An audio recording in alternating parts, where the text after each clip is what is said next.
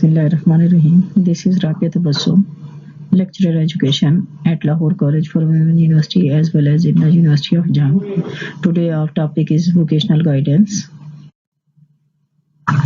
The topics to be covered in these slides are definition and concept of vocational guidance, principle of vocational guidance, need for the vocational guidance, and process of the vocational guidance. Vocational guidance is in fact used collectively with the educational guidance, or in other words, it is called as integral part of educational process that is provided to the students and helps them in choosing a specific occupation, making necessary preparations for it, and even helps them how to make progress after adopting it.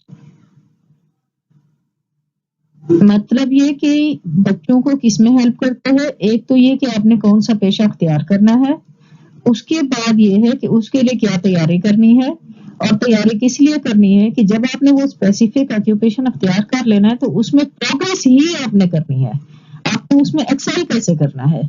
It is primary concern with the help in career decision making and future planning.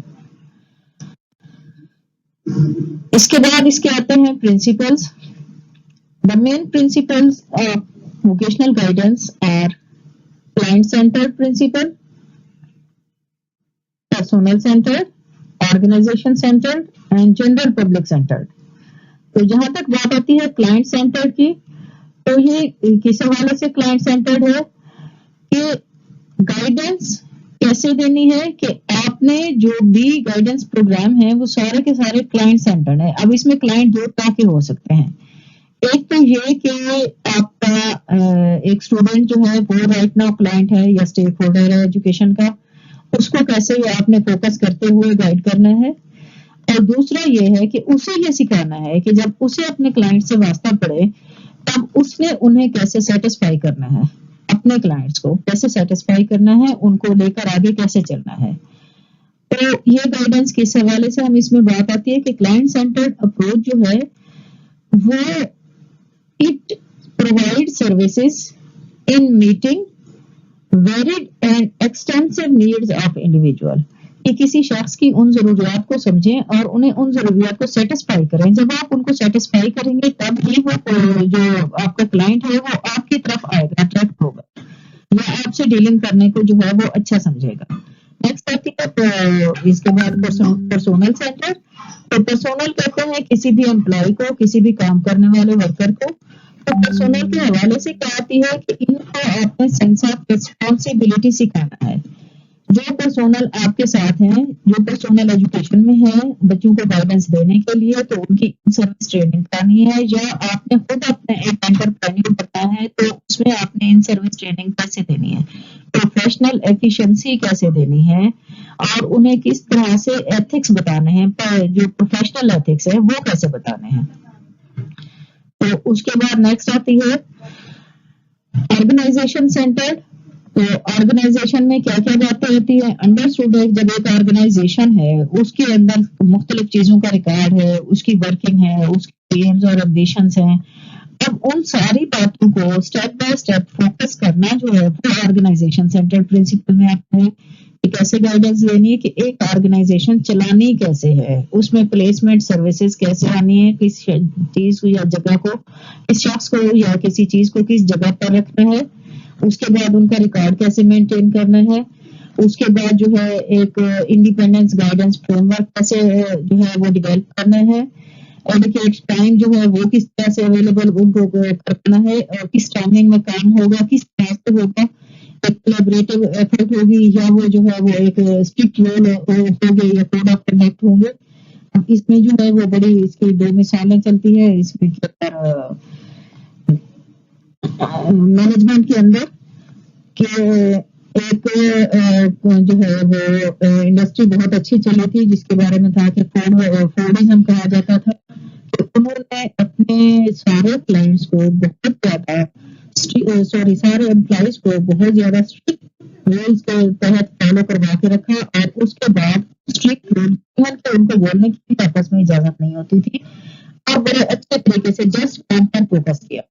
اس کے مقابلے میں دوسری حالت دیکھا جسے H P کہتے تھے. H P company چلی تو انہوں نے اپنے سارے کلائنٹس اور بڑی اچھی سی ایٹماسفیئر قائم کی اور اس میں وہ سارے ہنستے کھیلتے ایک دوسرے کے ساتھ باتیں کرتے, کام بھی بہت اچھے سے کر رہے ہوتے, سب کے سامنے رکھا. تو بہرحال دونوں کمپنیز بہت اچھی چلی. تو اب یہ جو ہے ووکیشنل گائیڈنس کیا بتاتی ہے کہ آپ نے جب ایک پروفیشنل بننا ہے تو آپ نے اپنی آرگنائزیشن کو ان ساری دی ہوئی مثالوں کی روشنی میں کس طرح سے رن کرنا ہے. اس کے بعد آتی ہے جنرل پبلک. جنرل پبلک میں وہی ہے کہ پبلک کے سامنے ریپورٹ بنانے میں ٹائم لگتا ہے. ریپورٹ بنانے میں جب ٹائم لگتا ہے تو ریپورٹ کے بعد میں مینٹین رکھنے میں ٹائم لگتا ہے. آپ اس کی مثال دیکھیے کہ کوئی بھی ایک سروس ہے, آپ جانا چاہتے ہیں جناب ڈیوو ایکسپریس میں بڑی میرے لیے جو فیشن مور کمفرٹیبل کمفرٹیبل آپ ان کے زیادہ کرایہ کیوں دیتے ہیں. اس کی وجہ جسٹ یہی ہے کہ آپ جانتے ہیں کہ وہ ٹائم پر آئیں گے, ٹائم پر آپ کو پک کریں گے, ٹائم پر آپ کو ڈراپ کریں گے. اس کے لیے انہیں اپنی گاڑی خالی کیوں نہ چلانی پڑے. اگر آپ کو ایک آدھ دفعہ بھی بیڈ ایکسپیرینس تو اب یہ جو کہ ایک دفعہ بن چکی ہے, ایک طرف اگر آپ تو ان کے ساتھ بیڈ ایکسپیرینس ہو اب آپ اس کے ساتھ نیکسٹ ٹائم کہیں گے کہ یہ سروس جو ہے وہ خراب ہو گئی ہے اور یہ سروس کسی کام کی نہیں ہے. تو ہم نے اس پہ نہیں جانا, اس میں لاسٹ ٹائم ہمارے ساتھ یہ ایکسپیرینس ہوا. اب یہ ہے کہ ان کی ریپورٹ کو مینٹین رکھنا. جنرل پبلک کا اوپینین جو ہوتا ہے اس کو کنسیڈر کرنا بہت ضروری ہوتا ہے. یہ باتیں کس لیے میں بتائی جا رہی ہیں آپ کو ووکیشنل گائیڈنس کی. میں نے آپ کو پہلے کہا تھا کہ آپ کو کسی بھی پروفیشن کے لیے تیار کرنا اور بعد میں یہ رولز بتانا کہ پروفیشنل بننے کے بعد آپ نے ان باتوں کا خیال کرنا ہے. اپنا کلائنٹس کا خیال کرنا ہے, اپنے پرفارمنس کا خیال کرنا ہے, اپنی آرگنائزیشن کا اور ایون پبلک کا. یہ چاروں کیا کہلاتے ہیں آپ کے اسٹیک ہولڈر جو ڈائریکٹلی آپ کے کام سے متاثر ہوتے ہیں. اس سلائیڈ میں ہم جو بات کرنے والے ہیں وہ یہ ہے کہ need for the vocational guidance. Need کسی بھی چیز کی اس کے اسکوپ سے ریلیٹ کرتی ہے. اسکوپ مطلب وہ چیز کہاں کہاں پر امپلیمنٹ ہوتی ہے.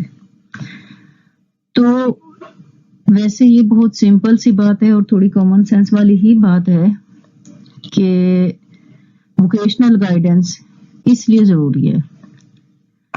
ہزاروں قسم کے لوگ, ہزاروں قسم کے پیشے, پھر ہر پیشے میں ہزاروں قسم کے پہلے سے موجود جو ہیں وہ بڑے اس میں کیا کہتے ہیں اس کے پروفیشن کے پائے جو ہیں پلرز وہ موجود. اس کمپٹیشن کی دنیا میں کس طرح سے آگے بڑھا جائے, کس طرح ہر قسم کے لوگ سے, ہر قسم کے بندے سے ہینڈل کیا جائے, یہ آتی ہیں باتیں اس کی ووکیشنل گائیڈنس کی نیڈ میں. تو انڈیویجول ڈیفرنسز کی جو بات ہے سب سے پہلے وہی کہ کتنے قسم کے لوگ ہیں اور ان سب سے کس طرح سے ہینڈل کرنا ہے. اگلی جو بات آتی ہے وہ پھر یہی آتی ہے کہ پیشے بھی اتنی قسم کے ہیں, پروفیشنز ووکیشنز بھی اتنی قسم کے ہیں, ان میں سے کس کو چوز کیا جائے. تو یہ ساری باتیں ایک دوسرے سے بہت کلوز ریلیٹ کرتی ہیں کہ کوئی بھی پروفیشن اڈاپٹ کرو. یہ میں نے پہلے بھی آپ کو کہا تھا, اسٹوڈینٹس کو بھی پہلے بھی کافی دفعہ بتایا ہوا ہے کہ کوئی فیلڈ اچھی یا بری نہیں ہوتی, کوئی فیلڈ ایسی نہیں ہوتی جس کے بارے میں کہا جائے کہ اس کا اسکوپ نہیں ہے. بشرط یہ کہ چند ایک ایسی ہیں جو فار دا ٹائم بینگ نکلتی رہتی ہیں.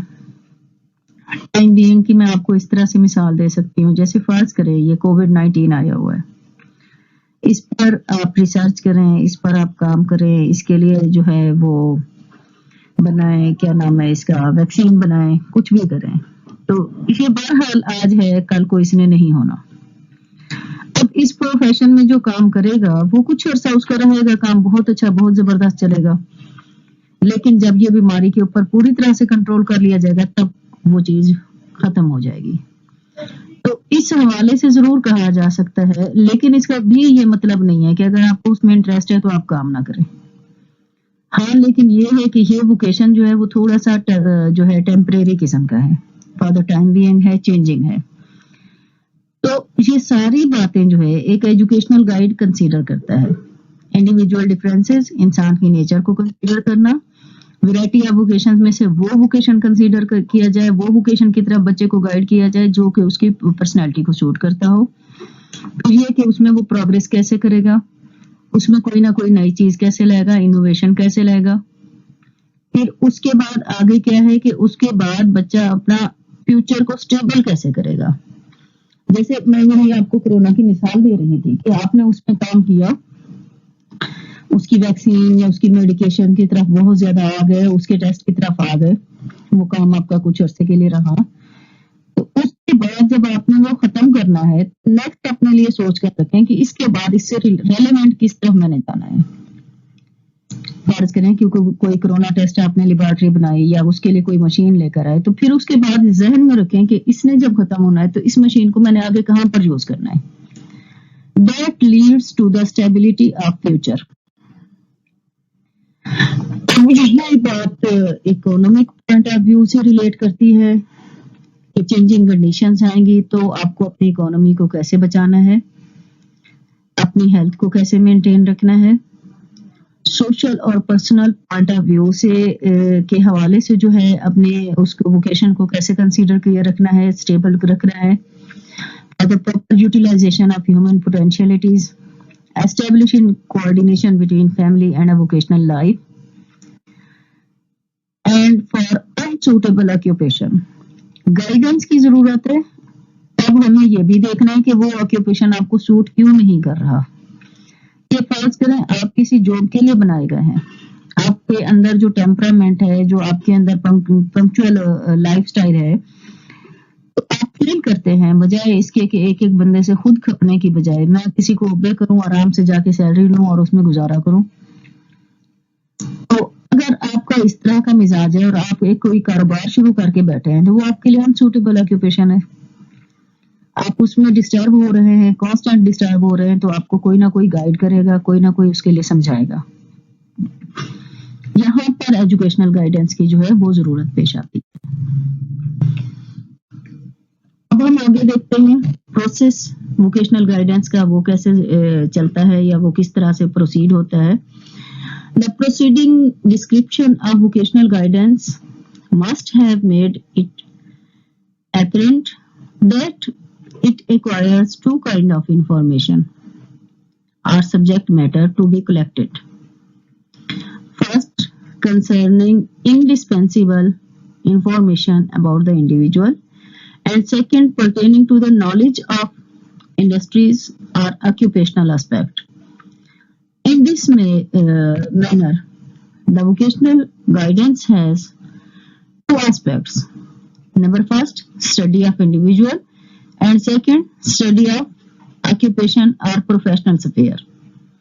यानी आपको जो होमवर्क करना है किसी भी प्रोफेशनल लाइफ के लिए वो ये है लोगों से कैसे हैंडल करना है और अपने प्रोफेशन के हवाले से उस प्रोफेशन को कैसे रेज करना है। यही बात पहले भी होती रही है जब हमने नीड में बात की थी, यही बात यहाँ पर हो रही है कि आपको उसका पूरा पता हो कि ये मेरा बिजनेस जो है इसकी यहाँ पर डिमांड है, फलां सिटी में जो है इसके ये बिजनेस कम है, तो यहाँ पर मैं करूंगा तो ये बहुत फ्लोरिश होगा।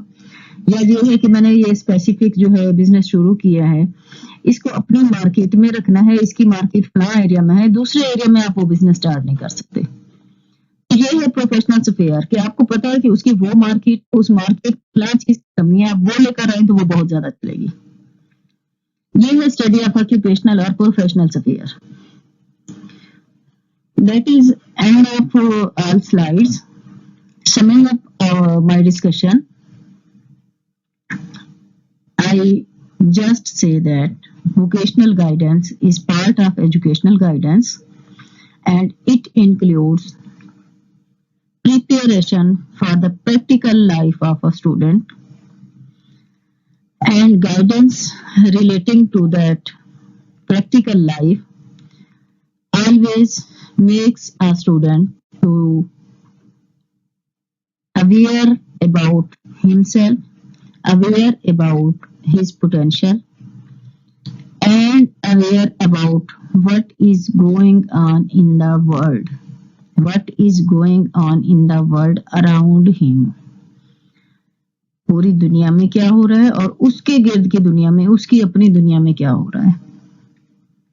ان 3-4 باتوں کو مینلی کنسیڈر کرنا وہ ووکیشنل گائیڈنس کا حصہ ہے. That is and of that lecture. Your valued questions and feedbacks are always appreciated. Thank you.